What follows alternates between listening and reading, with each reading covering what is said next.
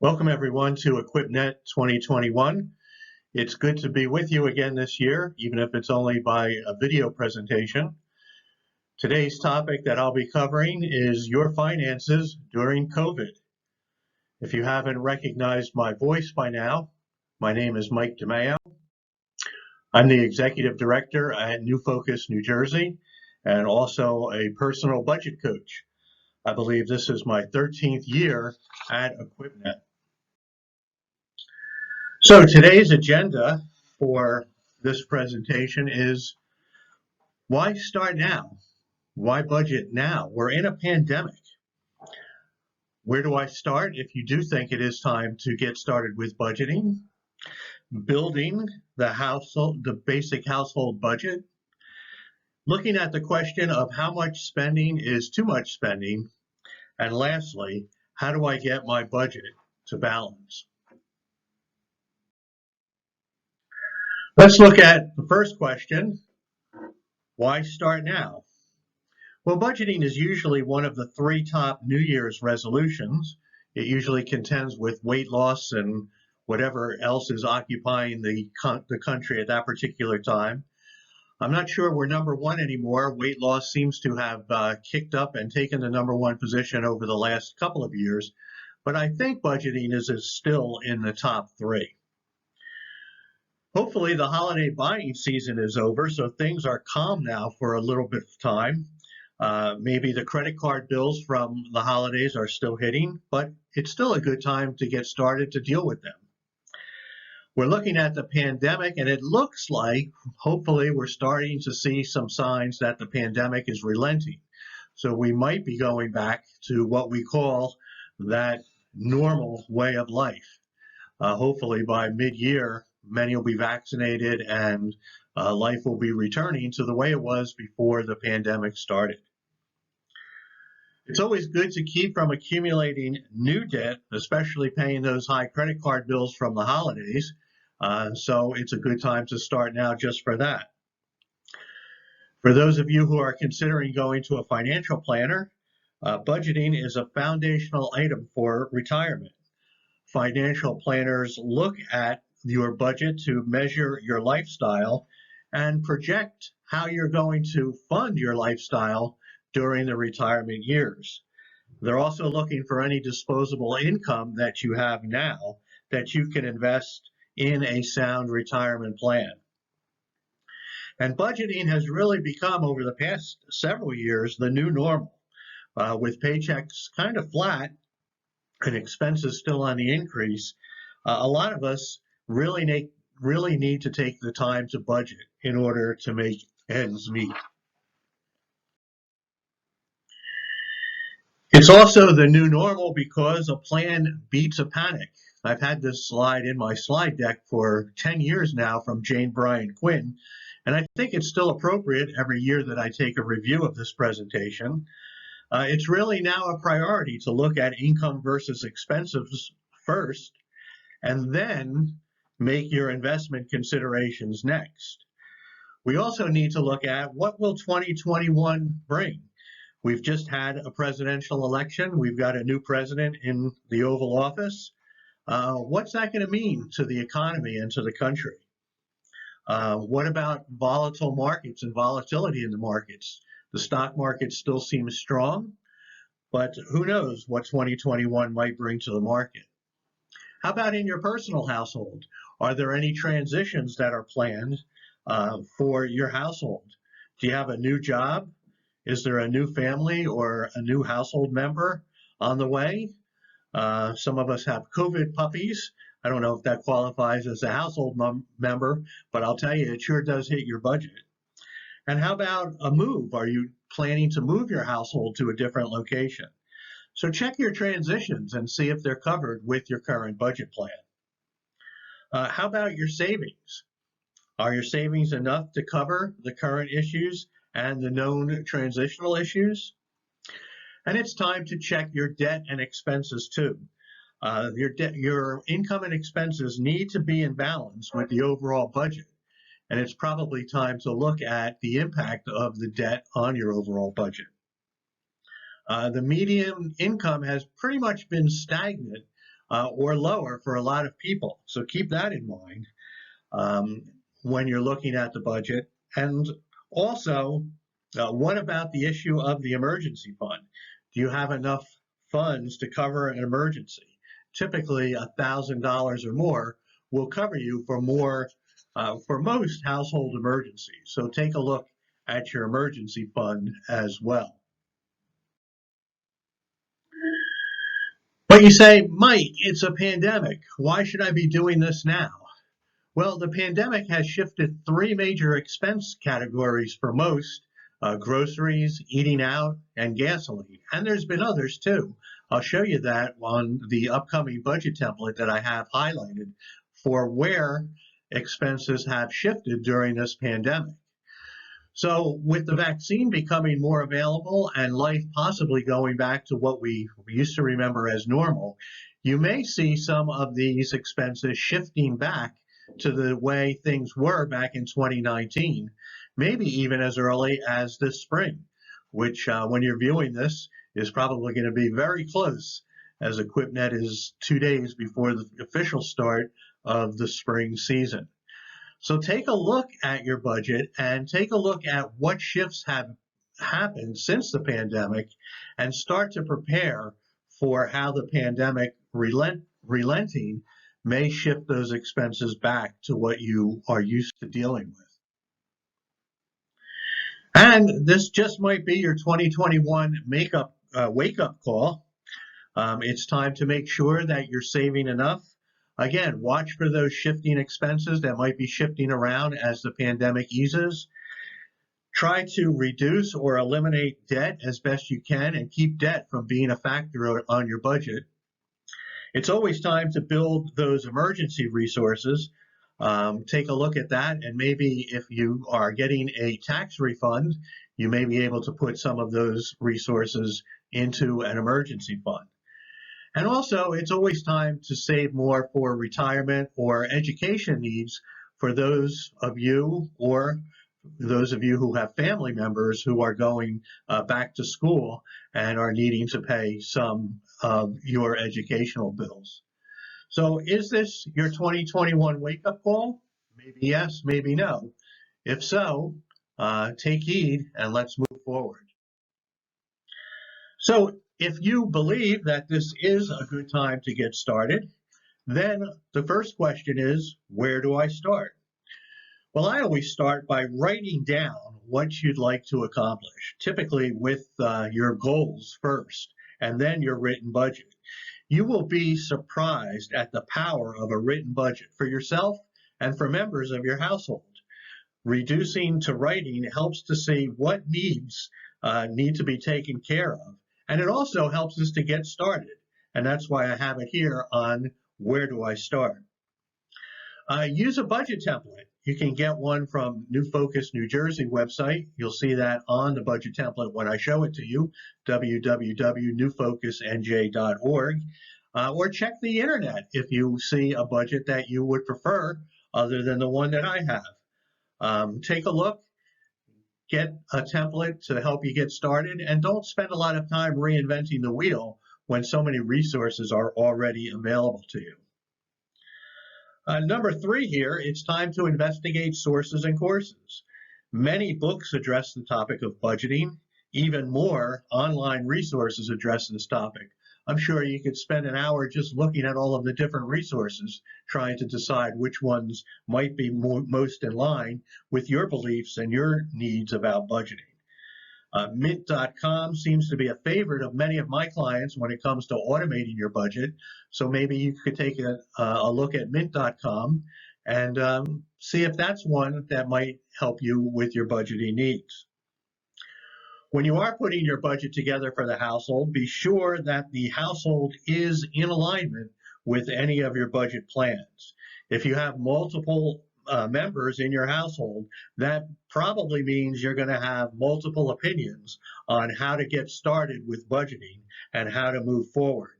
So there's going to be a lot of good ideas in your budget to help you get started, and make sure all of those good ideas are in alignment, so everybody's pulling together in the same direction. Look at tracking expenses to make sure that your spending is in line with the plan. Just don't say where you want your money to go. Track your expenses and make sure that your money is actually going where you told it to go. You might want to use 2020 history as a start. If you have your 2020 spending available, that may be a good place to look. Maybe even 2019 if you have that history available in one of those quote unquote more normal years. But in any case, either track your expenses going forward or look at some of the history of your expenses to help get started. So what are some solutions to getting started with your budgeting? Well, budget. Number one, keep your budget current with the changing time. Different years bring different financial objectives. Budgets can differ by month too, or at least by season. So be aware of your budget in the changing times and try to keep it current. If you are making budget changes, it's time to look at some of the underlying issues behind what those changes might bring. There are behavioral issues that are driving a lot of the spending categories. Many of them are emotional issues, not math issues. And when it comes to emotional issues with budgeting, we're probably looking at some members of the family having to change some of their spending habits. The math is relatively simple when it comes to budgeting, usually basic addition and subtraction, and maybe some percentages if your budget is really sophisticated. Look at reducing or eliminating debt. Again, minimize the issue of debt on your monthly expenses. If credit is an issue, get your free annual credit report and clear up any mistakes that may be keeping your score down erroneously. Many people, when they look at their credit report, they do see that there are mistakes out there on the credit report. Take action now. It's still a relatively new year. So new year, new start, time to get moving. And the last bullet here is if you need help, get help. Find good counsel. There are many places and people who will be willing to help you. Take advantage of the resources available. There may be people in your church or in your community who may be good at this and be willing to help you when it comes to getting started with your budget. So, why a budget, you may be asking? Let's just review a little bit and look at what a purpose of a budget is. A budget is really in place to define your income and expenses. It detects problem areas or spending categories that might be causing your entire budget to be out of balance. Your budget provides a written plan for spending and for savings. In fact, sometimes we refer to the budget as a spending plan. A lot of people feel that the term budget is too restrictive and they don't like it because it may convey the wrong attitude toward your finances. So look at your budget as a spending plan. Here's the money I have to plan, I'm planning to spend this month, and here's my plan on how I'm going to spend it. A budget will aid in accountability and communication about spending across all of the household members, and a written budget will make it clear where spending is taking place and help you to identify where changes might be necessary. And a budget will help you to schedule the flow of money in and out of the home based on when you get your paychecks and when bills are due. So take a look and see if any of these purposes of a budget are ones that might help you. I promised to show you what a written budget would look like. This is half of what a budget looks like. The budget template lends itself to more clarity on a portrait view rather than landscape. I'll show you the bottom of the budget after I go through this slide. This is the budget that you'll get if you go to New Focus, New Jersey to see what budget I offer you. And it is on Excel, so it actually does the math for you. The purpose of this budget is to show the different categories of spending. Of course, in the upper left, it shows the income and giving and money that we actually have available to spend. When we get to the second page in the lower right, you'll see the bottom line of the budget. You'll see the budget is broken into categories. I didn't skip categories 5 through 7. They will show up on the bottom half, and also 13 to the bottom line. I've highlighted a lot of expense items here because these are the ones that I've seen with my clients that have changed during a pandemic.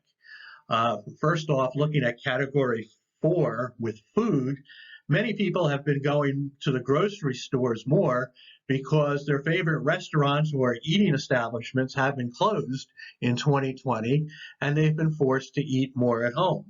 So the food line has actually increased with the budget, and then correspondingly, because those restaurants are closed, the eating out spending for the budget has probably declined from what we're used to having because, again, our restaurants and eating places aren't as easily accessible as they used to be.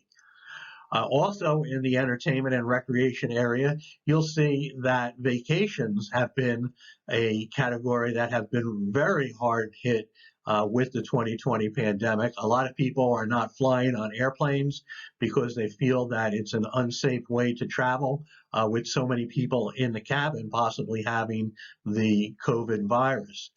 So vacations may have been changed or actually eliminated from 2020 because of the pandemic. As a result, a lot of people have seen a little bit of extra money on their bottom line and have put that money into category 10, savings. They've saved more because there's more money to save. And a lot of their expenses, they can't really spend as much because the activities are just not as available as they used to be.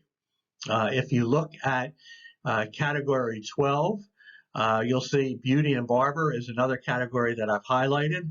I've got my 20 and 2021 haircut here. I haven't been to a barber shop all year in 2020, and it looks like it's going to be a while before I get there again. So my wife has been doing a lot of my hair cutting. She told me I should have gotten my hair cut for this presentation, but onward we trudged anyway.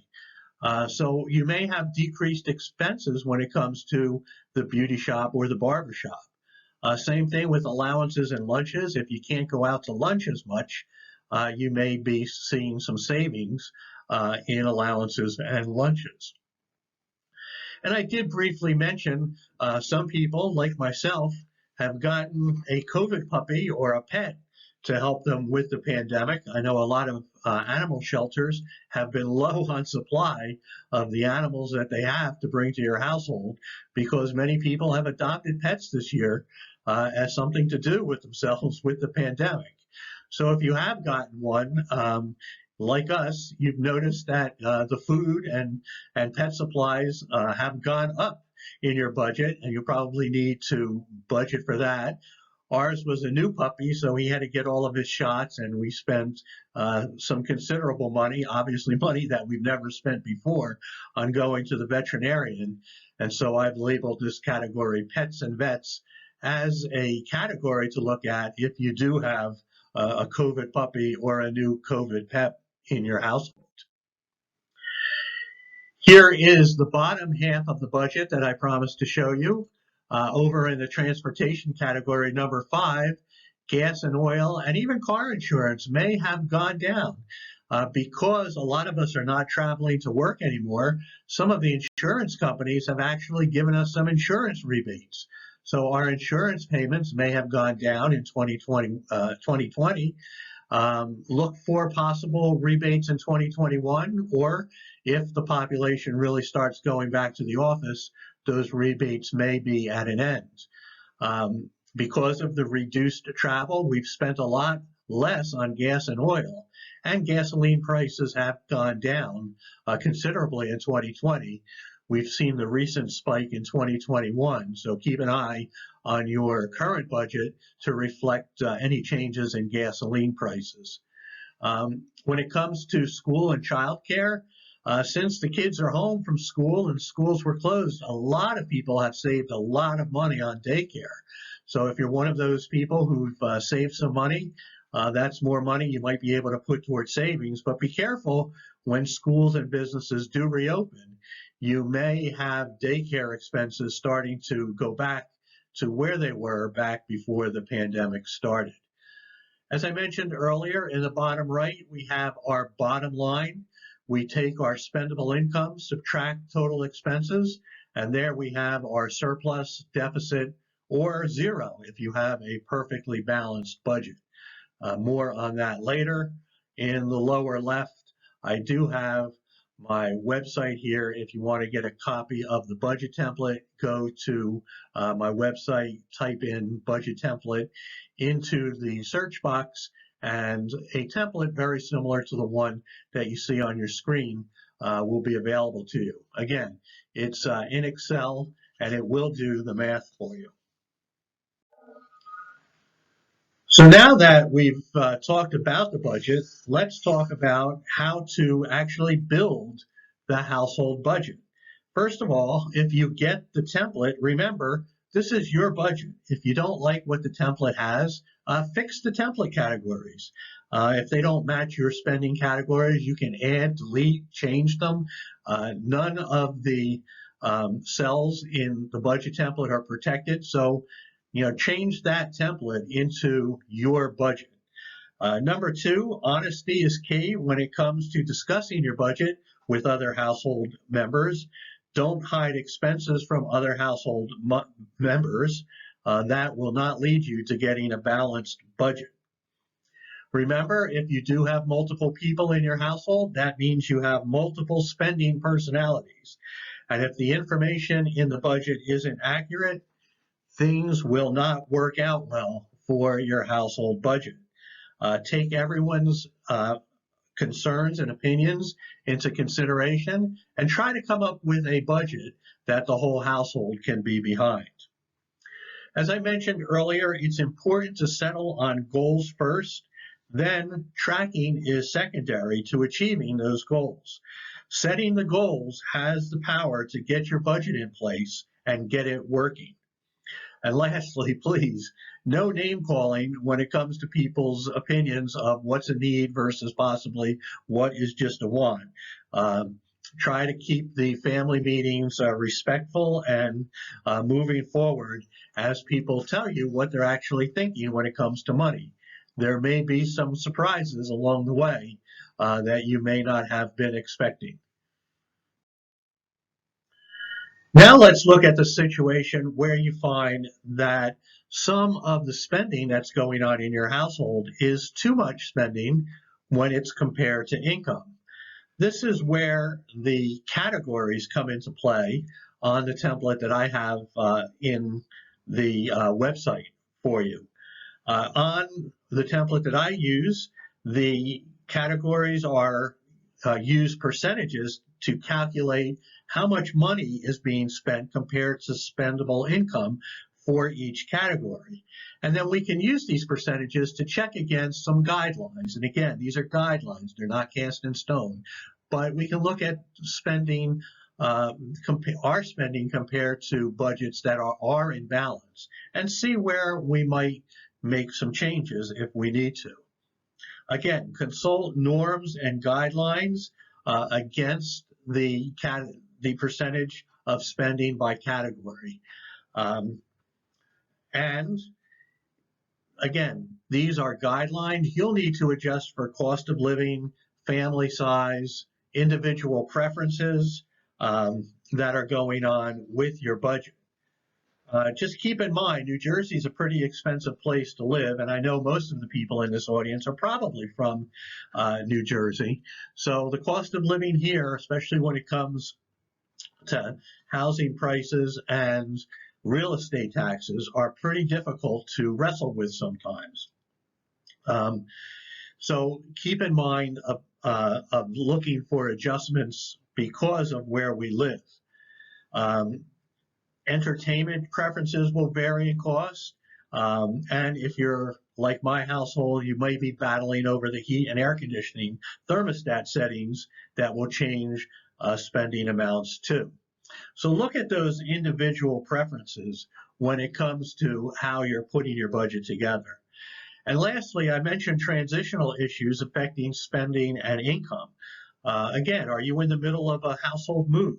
Did you start a new job mid-year, or will you be starting a new job in 2021?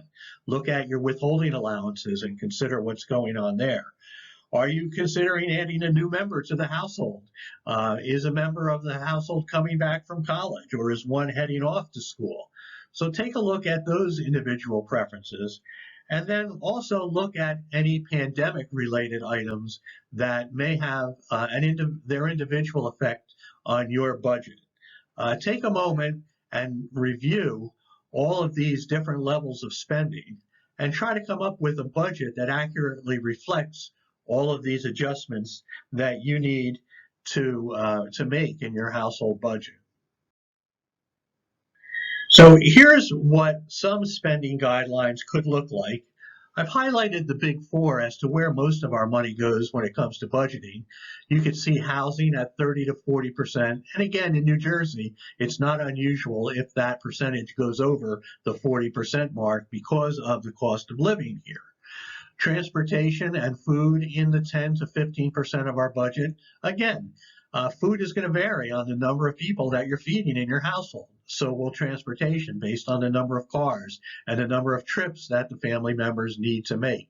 So again, keep in mind, as the family size changes, as your different needs change, as your commute to the office maybe goes back, these numbers are going to fluctuate a little bit. And the other category that's fairly big here is savings and investing. We like to get 5 to 15% of our budget into our savings and investing if possible. All of the other categories that aren't marked, I've listed on the right: debt, insurance, entertainment, recreation, medical, clothing, and the dreaded miscellaneous category are generally in the 5% area when it comes to our spending.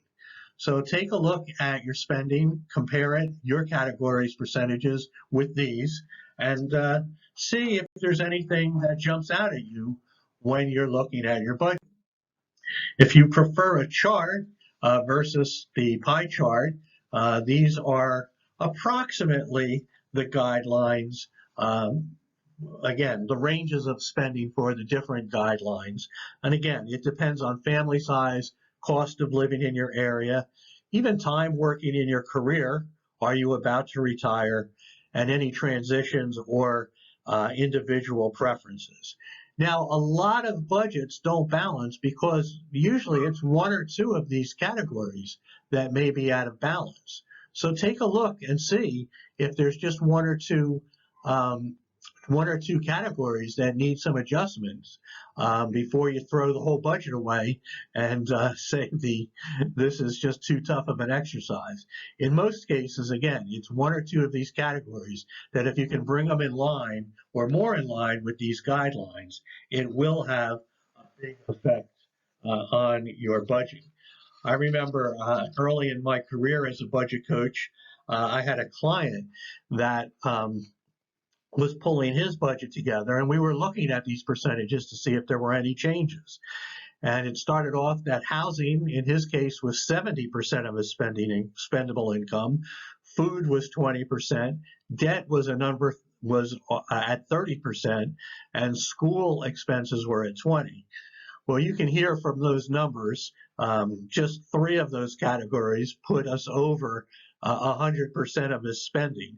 We never got to transportations and savings, and I knew right from the get-go we had a lot of hard work to do.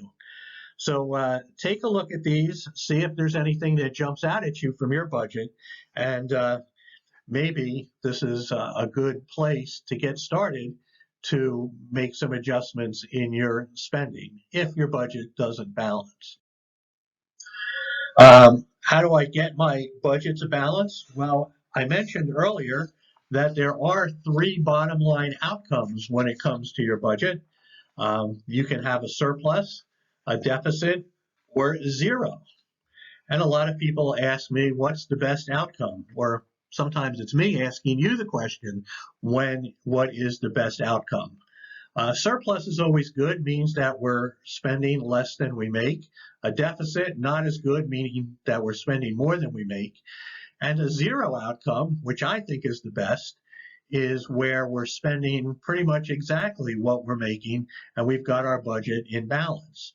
The reason I like to get to zero is if you're someone like me who may have a surplus in their budget, let's say for argument's sake, we have a $100 surplus from last month. If you ask me this month, what happened to that surplus, I might have difficulty in telling you. It may just get blended into this month's expenses and get spent on something else, and I'll never recognize where that surplus went from my January or last month's budget. So remember, on the budget template, we have a category for savings. If you are someone who has a surplus, let's call it the $100 for the argument's sake, take that $100 and put it into savings. And then if you're asked the question, where did last month's surplus go? You can say it went to savings, and hopefully it's still there. So I like the outcome of zero best, and looking at my budget with a bottom line outcome of zero. So what if I do have a deficit and I need to get to a zero outcome? How do I get there? Well, there's three options usually in place. Number one, we can decrease expenses. Number two, increase income. Or three, we can sell stuff. What's the best option? Well, I like decreasing expenses. I call it the gift that keeps on giving. Typically, if we can decrease expenses in 1 month, then we can continue decreasing those expenses or using those decreased expenses in the months to come and keep our budget in balance in the current month and the future months as well.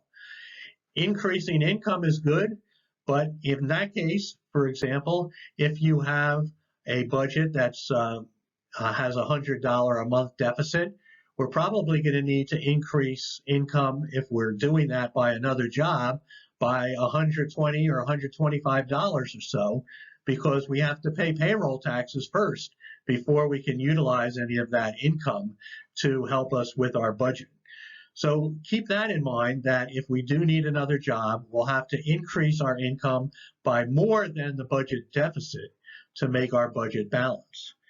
And then there's the option of selling things. If we have things laying around the house that we don't need, maybe we can sell them and help to balance our budget by using the income from selling stuff.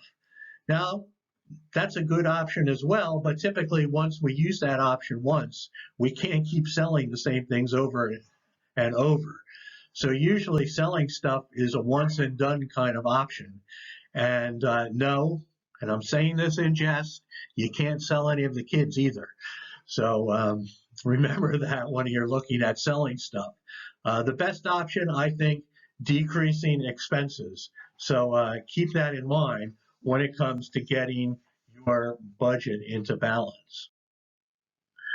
Well, let's say you do go with a plan to decrease your expenses. How do we do that? What are some practical tips? Well, looking at your budget with the items in the categories. What are the real needs of the budget and what items are just wants? Do the best you can here, especially where multiple spending personalities are involved, because there are a lot of people who view what you think is a need is really just a want, and vice versa.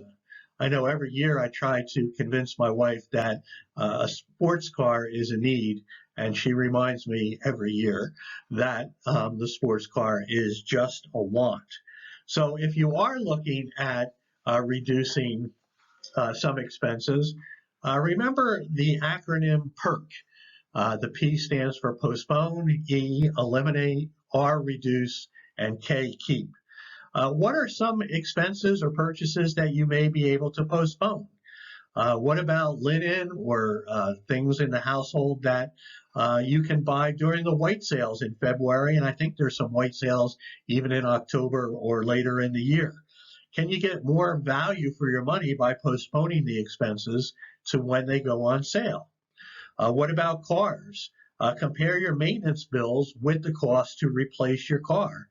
You may be able to get a few more miles or maybe a year or two out of the existing car versus going and putting a replacement car on the budget. Especially this year where our driving has been down a lot due to the pandemic, we may have added a year or two of life to our current car. What about home furnishings? Same thing. Wait for the sales when furniture and mattresses go on sale. They seem to be very cyclical, and you might be able to get more for your money when it comes to looking for home furnishings. The E stands for eliminate. What things can we eliminate from our budget? How about extra premium options on the cable TV bill or on your cell phone plans? Many calling options might be able to be eliminated with changing times and changing family requirements. What about going out for coffee? Maybe you can eliminate your coffee expense and brew at home. I remember I had a Starbucks problem when I started with my budget. I used to pay about $4 a cup for coffee, and then I changed that to Dunkin' Donuts and got it down to like $2.89. And then I realized a can of Maxwell House coffee in the supermarket went for about $2.89 as well. So I could eliminate going out for coffee by brewing at home. And the cost of coffee always seemed to be going up during that time as well. Can you eliminate the landline of your telephone at home and just use your cell phones? Take a look at that. The R in PERC stands for reduce. What kinds of things, what kinds of expenses can you reduce in your budget? Can you reduce the number of times you eat out a month or per week? For many of us who thought we couldn't, the pandemic proved us wrong because many budgets went very much less money spent during 2020 for eating out than in the years before that. So maybe we can reduce the number of times we eat out. How about renting a movie or a DVD instead of going to the movies, another place where the pandemic has helped us? How about electric usage, turning off the lights and appliances when they're not in use? Raise the household's awareness of the electric expenses when you're going through the budget. Maybe even compare third-party electric rates to the rates that you're paying now. And if groceries were an item that went up, you might be able to reduce your grocery bill by using coupons and buying items when they're on sale, or even buying in bulk. Take a look at that. The K stands for the expenses that we need to keep. If we can't postpone them, eliminate them, reduce them, we probably have to keep them. And that usually applies to the rent or the mortgage and taxes and our school expenses. So keep in mind that there are expenses that we will need to keep when you go through this exercise. Some practical tips when it comes to budgeting. Definitely live beneath your means. Try to spend less than you need to when it comes to comparing your expenses to income. Only spend money on purpose. Make every dollar count when it comes to your budget. Make sure that your spending plan is actually accurate and tracked every month by where the money is actually going. Try to spend within template guidelines if possible. Again, there may be exceptions because of your individual circumstances. Definitely compare where the money goes, where you told it should go. Dave Ramsey always tells us that our money moves. So you can tell your money where you want it to go, or you're going to wind up wondering every month where it went. So compare your money, compare your expenses, where the money goes versus where you told it to go. Use coaches and accountability partners if you need some help to help you with your budget. Usually you're looking at a 60 to 90-day exercise, and you need to be really committed to the process to make sure that your budget works. As I mentioned before, a budget that is being overspent may be just because of one or two categories. So look at dividing your bigger problems into smaller ones, and it may be just a category or two that needs adjustment in order to bring your whole budget into balance.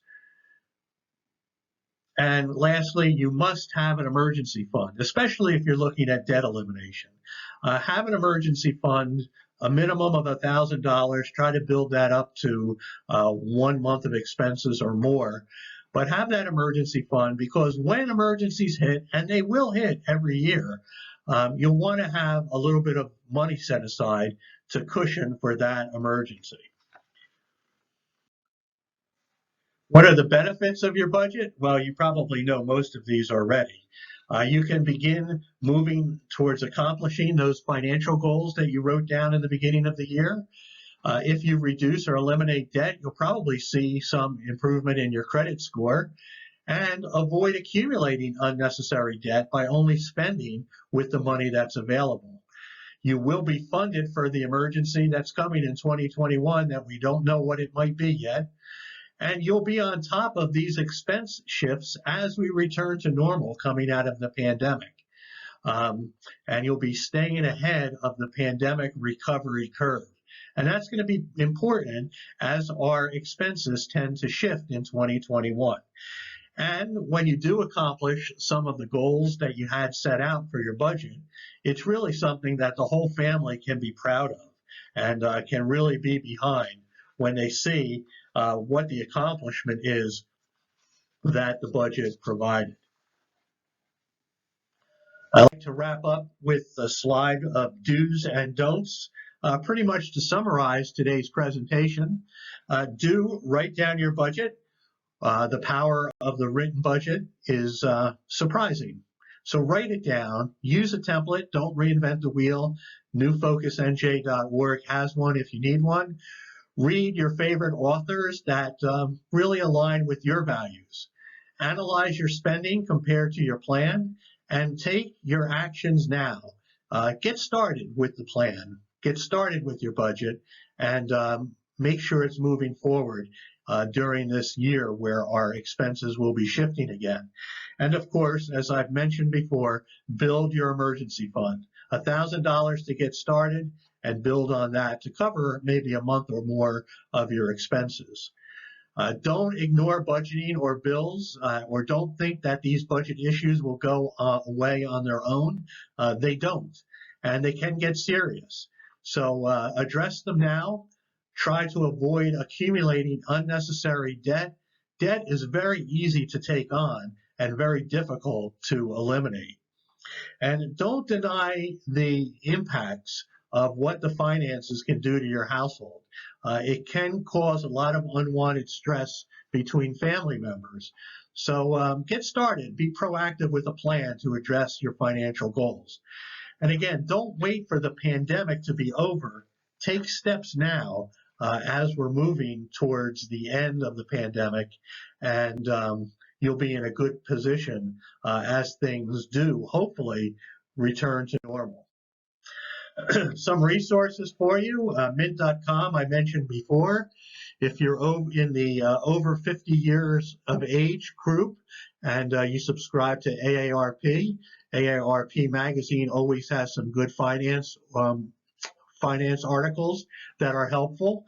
Hopefully for every month they give you a tip that you might be able to use.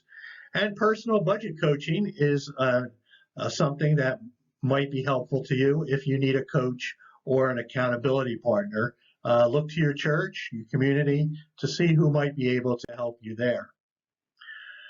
That ends today's printed material. I hope we'll see each other in autumn, not by video, but hopefully face to face. We'll see what the year 2021 brings, and hopefully we'll be able to meet again for EquipNet 2021 in the autumn timeframe. I hope you enjoyed this presentation and can take some of the things that are presented here into putting them into practice in your own household. And God bless you all. And I hope to see you someday.